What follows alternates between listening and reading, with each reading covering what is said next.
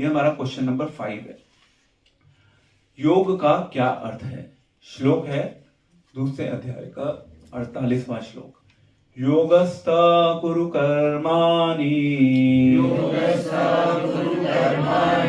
संग त्यक्त्वा धनंजया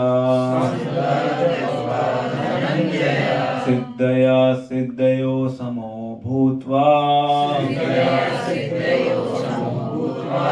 समत्वं योग उच्यते। अनुवाद।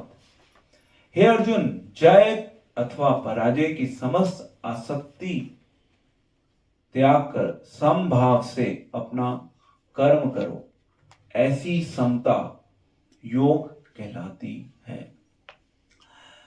बहुत इंपॉर्टेंट श्लोक है। इस श्लोक में जो क्वेश्चन है योग का अर्थ क्या है वो क्लियर कर रहे हैं भगवान। मतलब आपको एक बिल्कुल नया इंसाइट मिलेगा अगर आप इस श्लोक की थोड़ी सी गहराई में जाएं कि एग्जैक्टली योग का मतलब क्या है।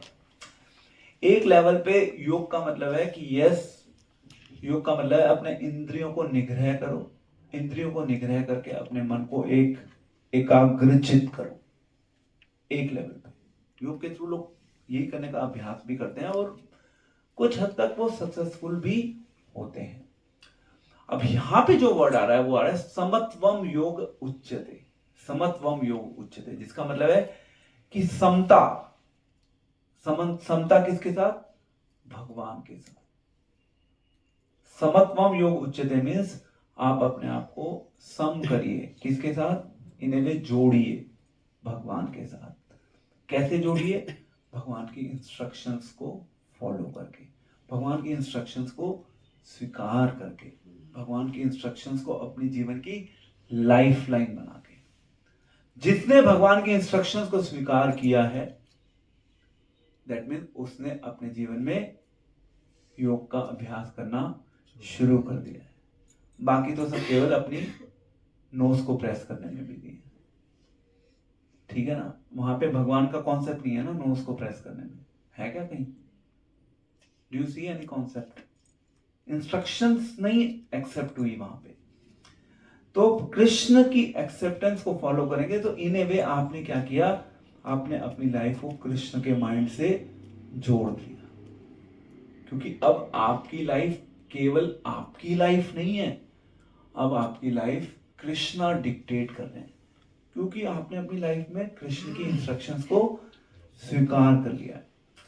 तो फिर जब आप ऐसे प्रैक्टिस करेंगे तो फिर आपके जीवन में हार जीत इररिलेवेंट हो जाएगी। अर्जुन को यही तो कह रहे हैं, अगर तुमने मेरी इंस्ट्रक्शन को मान लिया और फिर तुमने युद्ध किया तो तुम युद्ध कर पाओगे, क्योंकि फिर तुम्हारे लिए हार एवं जीत इमैटेरियल हो गया, आपके लिए रेलेवेंट नहीं है। इन्हें भी जब आप कर्तव्य करते हैं, कर्तव्य को आप अच्छे से करते हैं, बट उस कर्तव्य को करते समय आप केवल ये नहीं सोचते कि हार गया तो क्या होगा, जीत गया तो क्या होगा। कर्तव्य है मेरा, मुझे अपने कर्तव्य का पालन करना है। तो अर्जुन के लिए कर्तव्य था कि यस उसको युद्ध करना था। युद्ध करना कृष्ण की इंस्ट्रक्शन थी, कृष्ण का आदेश था अर्जुन के लिए कि भाई युद्ध करो अर्जुन। कृष्ण को आदेश दिया, कृष्ण ने अर्जुन को आदेश दिया, अर्जुन ने उस आदेश का पालन किया। यही योग कहलाता है। एंड इसी का अर्थ है कि अल्टीमेटली हम सब धीरे धीरे, कृष्ण की तो इंस्ट्रक्शन है इंद्रियों का निग्रह करो, अपने इंद्रियों को अपने वश में करने की कोशिश करो। कृष्ण की तो इंस्ट्रक्शन है, हम कृष्ण की इंस्ट्रक्शन को फॉलो करने का प्रयास कर रहे हैं। दैट मीन हम अपने आप को योग में एस्टैब्लिश करने के लिए एक स्टेप ले रहे हैं।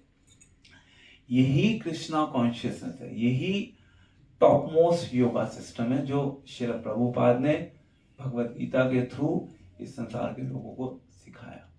एंड इसी के अगले श्लोक में आता है फिर 50 श्लोक में योग कर्मसु कौशलम।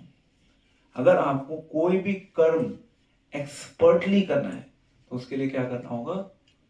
योग का अभ्यास करना होगा। इन ए वे कृष्ण की इंस्ट्रक्शंस को रिपीटेडली फॉलो करने का अभ्यास करना होगा। इंस्ट्रक्शन एक दिन में फॉलो नहीं होती। हमें आज लग सकता है कि हम कृष्ण की इंस्ट्रक्शन हम तो फॉलो कर रहे हैं प्रभु जी, हम पूरी भगवत गीता को समझ रहे हैं अच्छे से, सुबह शाम ये कर रहे हैं वो कर रहे हैं, हो सकता है आप कर रहे हो, फिजिकली कर रहे हो, स्पिरिट में करना है ना, स्पिरिट में करने में जीवन लग जाएगा।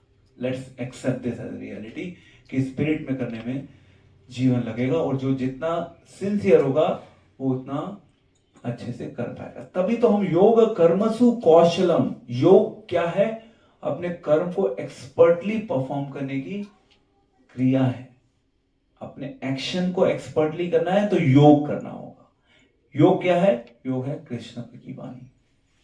ये मैसेज निकल के आता है। योग का मतलब है कृष्ण की वाणी, और उस कृष्ण की वाणी को अपने जीवन से जोड़ना।